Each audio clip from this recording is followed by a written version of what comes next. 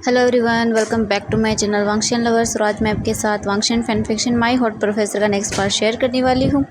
अगर आप मेरे चैनल पर नए आए हैं तो प्लीज़ चैनल को सब्सक्राइब और वीडियो को लाइक ज़रूर कर दीजिएगा फॉर मोर वांगशियन ऐप। तो चलिए आज का पार्ट हम शुरू करते हैं। तो इससे पहले वाले पार्ट में हमने देखा था वी जिंग और वांग जी दोनों की ही फैमिली वांग जी के अपार्टमेंट आ चुकी थी। वहाँ पर वी जिंग को देखकर लैन क्रेन बहुत गुस्सा हो गया था और उसने वी जिंग को काफ़ी सारे ऐसे वर्ड भी कहे जो उसे नहीं कहना चाहिए था।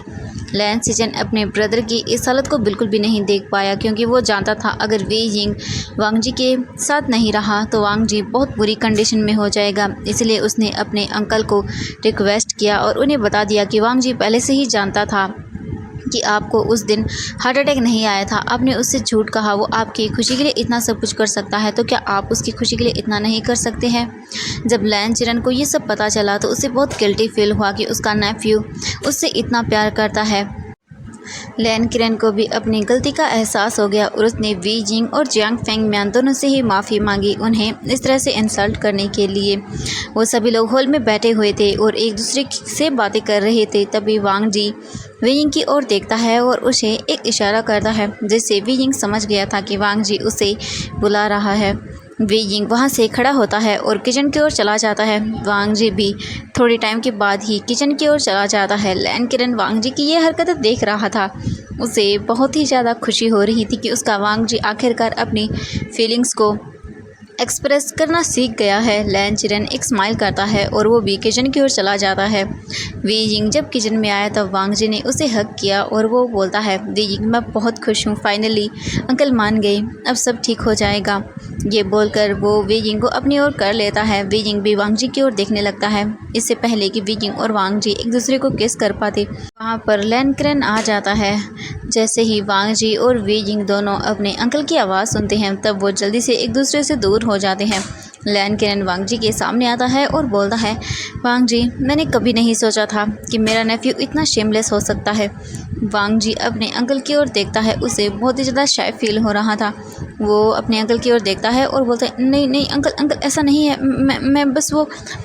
लैन चिरन स्माइल करता है और बोलता है, हाँ वांग जी ऐसा कुछ नहीं है, मैं जानता हूँ कैसा है, अब तुम यहाँ से चलो। वांग जी ये सुनने के बाद जल्दी से अपने फेस को नीचे कर लेता है और वो चुपचाप वहाँ से चलने लगता है। इसके बाद लैन किरण वी जिंग की ओर देखता है। जैसे ही लैन किरण वी जिंग की ओर देखता है, वी जिंग जल्दी से अपने फेस को नीचे कर लेता है और वो बोलता है, मैं आप सबके लिए कॉफ़ी बना कर लेकर आता हूँ। ये बोलकर वी जिंग जल्दी से वहाँ पर चीज़ों को ले लेता है और कॉफ़ी बनाना शुरू कर देता है। लैन चिरन ये देखकर एक स्माइल करता है। इसके बाद वो वहाँ से चला जाता है। वी जिंग किचन में था और वो कॉफ़ी बना रहा था। तभी उसे पीछे से एक आवाज़ सुनाई देती है। वी जिंग पीछे पलट कर देखता है तो वहाँ पर वैन किंग खड़ी हुई थी। वी जिंग जब वैन किंग को देखता है तब वो उन्हें बो करता है। इसके बाद वैन किंग वी जिंग के पास आती है और बोलती है, वी जिंग तुम क्या बना रहे हो? वी जिंग एक स्माइल करता है और बोलता है, मैं सबके लिए कॉफ़ी बना रहा हूँ। वैन किंग एक स्माइल करती है और बोलती, ठीक है वी जिंग मैं तुम्हारी हेल्प करती हूँ। वी जिंग वैन किंग की ओर देखता है और बोलता है, नहीं नहीं आप सबके साथ बैठिए, मैं बना लूँगा। वैन किंग एक स्माइल करती है और बोलती है, वी जिंग इसकी कोई ज़रूरत नहीं है, मैं तुम्हारी हेल्प कर देती हूँ। और Wei Jing welcome to our family. Wei Jing जब ये सुनता है तब वो बहुत खुश हो जाता है। वैन किंग वी जिंग की ओर देखती है और उसके सिर पर अपने हाथ को रखती है और बोलती है, वी जिंग मैं बहुत खुश हूँ तुम्हारे लिए और वांग जी के लिए भी कि आखिरकार तुम दोनों एक हो गए। वी जिंग स्माइल करता है। वी जिंग को वैन किंग ने जब उसके सिर पर हाथ रखा ना तो उसे बिल्कुल अपनी शीजे की जैसा एहसास हुआ। वैन किंग वी जिंग की ओर देख रही थी। वी जिंग जल्दी से वैन किंग को हक करता है और बोलता है, थैंक यू, आप ना बिल्कुल मेरे शीजे जैसी हैं। वी जिंग वैन किंग की ओर देखकर एक स्माइल कर रहा था। वैन किंग वी जिंग की ओर देखती है और बोलती है, वी जिंग कोई बात नहीं, तुम मुझे अपनी शीजे के जैसे ही मान सकते हो। वी जिंग वैन किंग की ओर देखता है और एक स्माइल करता है। इसके बाद वो दोनों कॉफ़ी बनाना शुरू कर देते हैं। उसके बाद हमें दिखाया जाता है वांग जी जब किचन से वापस हॉल में आया था तब उसे बहुत शाय फील हो रहा था, क्योंकि पहली बार उसके अंकल ने उसे इस तरह से टीज़ किया था। उसे ना बहुत अलग लग रहा था।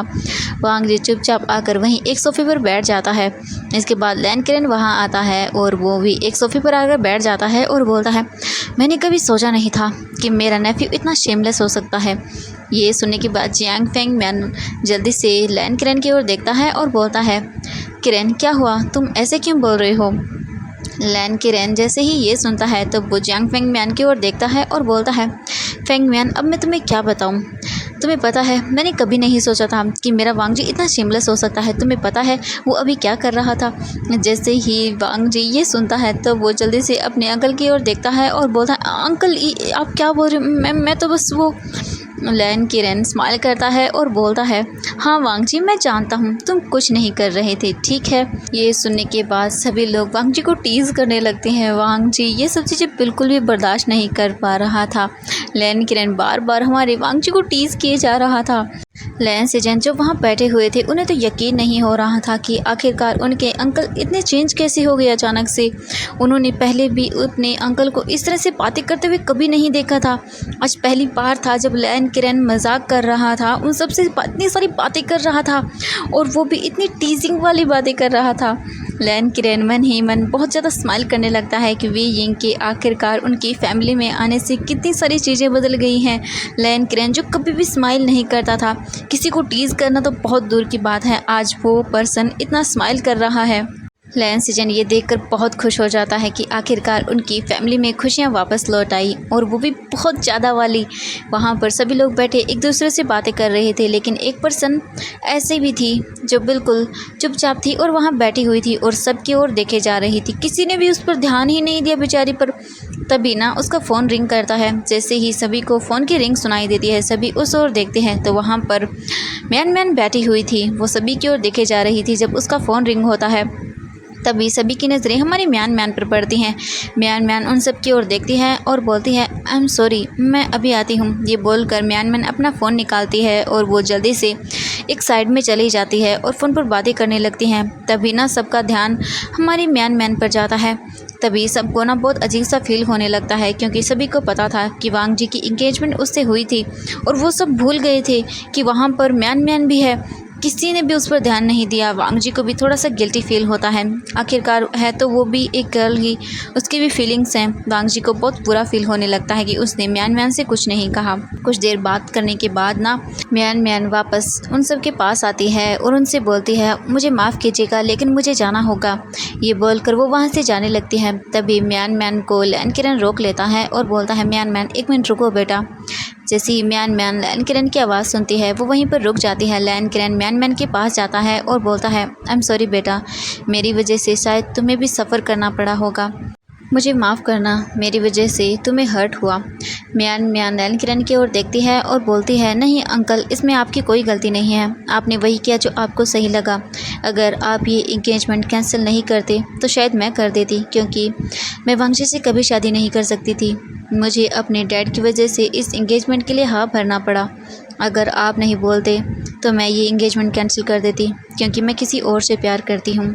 मुझ में इतनी हिम्मत नहीं थी कि मैं अपने फादर को इस बारे में बता सकूं, लेकिन अब मुझे पता चल गया कि हमें हमारे लिए स्टैंड लेना चाहिए। अगर हम हमारे लिए स्टैंड नहीं लेंगे तो हम उस पर्सन को हमेशा के लिए खो सकते हैं जिससे हम इतना प्यार करते हैं, और मैं उसे खोना नहीं चाहती हूँ। लैन किरेन जब ये सुनता है तब वो एक स्माइल करता है और बोलता है, बेटा तुम चिंता मत करो, तुम्हारे फादर से इस बारे में मैं बात करूँगा। ये बोलकर वो म्यान की ओर देखने लगता है। म्यान भी खुश हो जाती है और वो बोलती है, thank you uncle, thank you so much. इसके बाद वहाँ पर वी जिंग भी आ जाता है सबके लिए कॉफ़ी लेकर। वांग जी वी जिंग के पास जाता है और उससे कुछ देर बातें करता है। इसके बाद वो जल्दी से म्यान के पास आता है वी जिंग के साथ। म्यान उन दोनों को देखती है। लैन किरेन एक स्माइल करता है और वो वहाँ से चला जाता है और वो बाकी अदर्स फैमिली मेम्बर के साथ जाकर बैठ जाता है। वी जिंग और वांग जी दोनों म्यान की ओर देखते हैं और बोलते हैं, म्यान मुझे माफ़ करना, मेरी वजह से शायद तुम्हें हर्ट हुआ होगा। म्यान वांग जी की ओर देखती है और बोलती है, नहीं इसमें तुम्हारी कोई गलती नहीं है, तुम्हें भी उसी तरह फोर्स किया गया था जैसे मुझे किया गया था, लेकिन सब ठीक हो गया है। तुम्हें तुम्हारा प्यार मिल गया और जल्द ही मुझे भी मेरा प्यार मिल जाएगा। तुम चिंता मत करो और तुम्हें सॉरी बोलने की ज़रूरत नहीं है। अगर तुम मुझे नहीं बोलते तो मैं तुम्हें बोल देती कि मैं तुमसे शादी नहीं कर सकती हूँ, क्योंकि मेरे पास तुमसे बेटर कोई है। ठीक है, अब तुम्हें इस बारे में चिंता करने की ज़रूरत नहीं है, तो चलिए मिलते हैं तुम्हारी शादी में। ये बोलकर म्यान उन दोनों को कॉन्ग्रेचुलेशन विश करती है। इसके बाद म्यान भी वहाँ से चले जाती है। इसके बाद वी जिंग और वांग जी भी दोनों सबके साथ वहाँ हॉल के अंदर आकर बैठ जाते हैं। कुछ देर एक दूसरे से बातें करने के बाद जैंग फेंग मैन वॉच की ओर देखते हैं और बोलते हैं, अब बहुत लेट हो गया है, इवनिंग हो चुकी है, अब हमें भी हमारे घर वापस चलना चाहिए। लैन किरण जब ये सुनता है तब वो उनकी ओर देखता है और बोलता है, नहीं बिल्कुल नहीं, आप ऐसे कैसे जा सकते हैं, अब बहुत इवनिंग हो चुकी है, आप लोग घर जाओगे तो बहुत लेट हो जाओगे। मैं आप सबको आज हमारे घर पर लैन मैंशन में डिनर के लिए इन्वाइट करता हूँ और साथ में हम ये भी डिसाइड कर लेंगे कि आखिरकार वी यिंग और वांग जी की शादी कब करवानी है। जैंग फेंग मैन जब ये सुनते हैं तब वो एग्री कर जाते हैं। इसके बाद लैन किरण बोलता है, तो चलिए फिर हम लैन मैंशन चलते हैं। सभी लोग इस बात पर एग्री कर जाते हैं। इसके बाद वह सभी लोग अपनी जगह से खड़े होते हैं और वांग जी के अपार्टमेंट से बाहर आ जाते हैं। सभी लोग अपनी कार्स में बैठ जाते हैं और लैन मैंशन की ओर चले जाते हैं। कुछ घंटे ड्राइव करने के बाद सभी लोग लैन मैंशन आ जाते हैं। लैन मैंशन में आने के बाद लैन किरण उन सभी को वेलकम करता है और उन्हें लेकर अंदर आता है। सभी लोग अंदर आते हैं, एक एक करके सभी अपनी जगह सोफे पर बैठ जाते हैं। इसके बाद लैन किरण कुछ सर्वेंट्स को बुलाता है और उन्हें बोल देता है, आज रात के लिए सभी के लिए गेस्ट रूम को अच्छे से रेडी कर दे, क्योंकि आज रात वो सभी लोग यहाँ रुकेंगे। जैंग फेंग मैन इसके लिए मना करने वाले थे, लेकिन लैन किरण ने उन्हें मना लिया।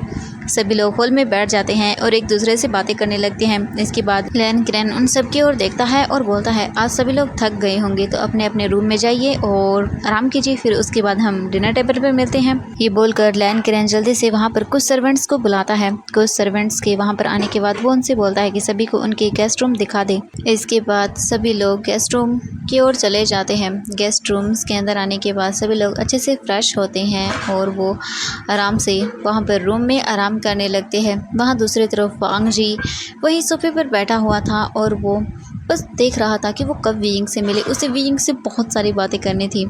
वांग जी जब ये देखता है कि उसके अंकल भी वहाँ से जा चुके हैं, तब जाकर वांग जी खड़ा होता है और वो वी यिंग को ढूंढने के लिए वहाँ से चला जाता है। वांग जी वी यिंग को ढूंढने के लिए सभी रूम्स को चेक करने लगता है। तभी लैन सिचन जो किसी काम की वजह से नीचे की ओर जा रहे थे, वो वांग जी को देखते हैं कि वांग जी एक रूम के सामने खड़ा हुआ है और वो नॉक करने में बहुत हेजिटेट कर रहा है। लैन सिचन जब ये देखते हैं तब वो वांग जी के पास जाते हैं और बोलते हैं, वांग जी क्या कर रहे हो तुम यहाँ। जैसे ही वांग जी अपने ब्रदर की आवाज़ सुनता है वो थोड़ा सा डर जाता है और बोलता है, नहीं नहीं अंकल, मेरा मतलब है ब्रदर, मैं तो बस वो। लैन सिचन ये देखकर समझ जाता है। लैन सिचन एक स्माइल करता है और बोलता है, वांग जी ये वी यिंग का ही रूम है, तुम जा सकते हो। ये सुनने के बाद वांग जी एक स्माइल करता है। लैन सिचन वांग जी की ओर देखते हैं और बोलते हैं, वांग जी तुम्हें शाय फील करने की कोई ज़रूरत नहीं है। ये बोलकर लैन सिचन वहाँ से चले जाते हैं। वांग जी जल्दी से वी यिंग के उस रूम का डोर ओपन करता है और अंदर रूम में चला जाता है। वांग जी वी यिंग को रूम में चेक करता है, लेकिन इस वक्त वी यिंग रूम में नहीं था। वांग जी ये देखकर वहाँ चुपचाप बैठ जाता है और देखने लगता है कि वी यिंग कहाँ चला गया। तभी उसे शावर से पानी गिरने की आवाज़ें सुनाई देती है। ये देखकर वांग जी समझ गया था कि वी यिंग इस वक्त शावर में है। जैसे ही वांग जी ये सोचता है तो उसके फेस पर एक नोटी सी स्माइल आ जाती है। वांग जी धीरे धीरे वॉशरूम के पास जाता है और डोर को थोड़ा सा पुश करता है और देखता है क्या वॉशरूम का डोर ओपन है। वांग जी जब उस डोर को थोड़ा सा पुश करता है तो वो डोर अपने आप ही ओपन हो जाता है। वांग जी ये देखकर तो और भी ज़्यादा स्माइल करता है। वांग जी जल्दी से उस शावर का डोर ओपन कर देता है और शावर के अंदर चला जाता है। वांग जी वहाँ वी यिंग को देखता है जो शावर ले रहा था। वी यिंग ने शावर का डोर ओपन ही छोड़ा था क्योंकि उसे नहीं लगा था कि यहाँ पर कोई आएगा। वी यिंग इसीलिए बिल्कुल कंफर्टेबल होकर शावर ले रहा था। उसे तो अंदाज़ा भी नहीं था कि इस वक्त वांग जी शावर में हो सकता है। वी यिंग अपने शावर को लेने में बहुत एंजॉय कर रहा था। उसके फेस पर ना जो सोप लगी हुई थी, जिस वजह से वी यिंग की आंखें बंद थी और वो कुछ भी देख नहीं पा रहा था। वांग जी वी यिंग को ऐसे बात लेते हुए देखता है तब वांग जी के फेस पर एक बहुत इरोटिक सी स्माइल आ जाती है। वांग जी धीरे धीरे वी यिंग की ओर बढ़ने लगता है। वी यिंग जो शावर लेने में बिजी था, उसका बिल्कुल भी ध्यान नहीं था कि कोई शावर के अंदर आ गया है। वांग जी वी यिंग को ऐसे शावर लेते हुए देख रहा था कि किस तरह से वी यिंग अपनी बॉडी पे अपने हाथों को यूज़ कर रहा है। वांग जी अपने लिप्स को बाइट कर लेता है। वी यिंग को ऐसे देखकर वी यिंग को कोई आइडिया नहीं था कि वांग जी उसे इस तरह से देख रहा है। वी यिंग अपने हाथों को अपनी पूरी बॉडी पर फिराने लगता है और अच्छे से क्लीन करने लगता है। वांग जी वी यिंग को ऐसे देखकर बिल्कुल भी अपने आप को कंट्रोल नहीं कर पाता। वांग जी धीरे धीरे वी यिंग की ओर आगे बढ़ने लगता है। वी यिंग तो शावर लेने में ही बिजी था। वांग जी अपने एक हाथ को जल्दी से वी जिंग के कमर पर रखता है। जैसे ही वी जिंग को अपने कमर पर किसी का हाथ फील होता है वो बहुत ज़्यादा डर जाता है। वी जिंग बहुत ज़्यादा घबरा जाता है, लेकिन वांग जी वी जिंग के वेस्ट पर अपने उस हाथ को पूरी तरह से रैप करता है और उसे पीछे से ही अपने और करीब खींच लेता है। वी जिंग वांग जी की बॉडी से पूरी तरह से चिपक गया था। वी जिंग बहुत ज़्यादा डर जाता है। वांग जी अपने एक हाथ को वी जिंग के माउथ पर रखता है और उसके ईयर के पास जाकर बोलता है, वी जिंग शांत हो जाओ।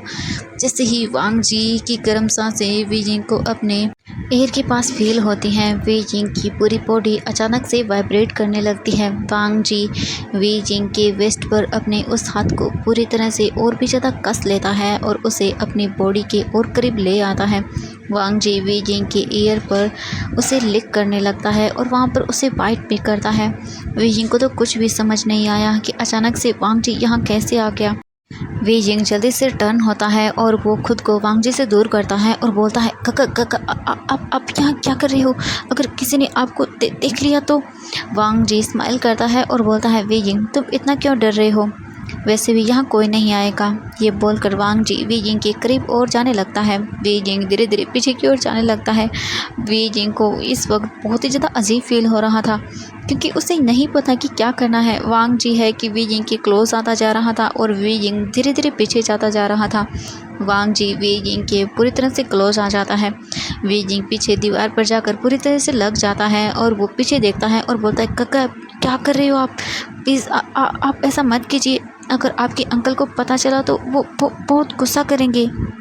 वांग जी वी जिंग की ओर देखता है और बोलता है, अच्छा सच में तुम्हें ऐसा लगता है कि अंकल यहाँ आएंगे? ये बोलकर वांग जी वी जिंग के दोनों हाथों को पकड़ता है और उसे वॉशरूम की उस वॉल पर पुश कर देता है और बोलता है, वी जिंग के फेस के बिल्कुल क्लोज जाकर, इस वक्त यहाँ कोई नहीं आएगा, ठीक है? तो डू नॉट डिस्टर्ब मी। ये बोलकर वांग जी वी जिंग के नेक पर उसे किस करने लगता है। वी जिंग को बहुत अजीब सा फील हो रहा था। वांग जी वी जिंग को टच किए जा रहा था, जिस वजह से वी जिंग की पूरी बॉडी अजीब तरह से रिएक्ट करती है। उसे ऐसा हो लग रहा था जैसे वो पूरी तरह से हॉट होता जा रहा है। वांग जी वी जिंग के नेक पर अब उसे लिक और बाइट करने लगता है। वी जिंग वांग जी को खुद से दूर करता है और बोलता है, काका आप ये सब। इससे पहले कि वी जिंग कुछ और बोल पाता, वांग जी वी जिंग के लिप्स को क्रैप कर लेता है और उन पर उसे किस करने लगता है। इसके बाद वी जिंग कुछ नहीं बोल पाता और वो लोग शावर के नीचे दिक्सुई को इस तरह से किस किए जा रहे थे। तो आज के लिए इतना ही, मिलते हैं नेक्स्ट पार्ट में।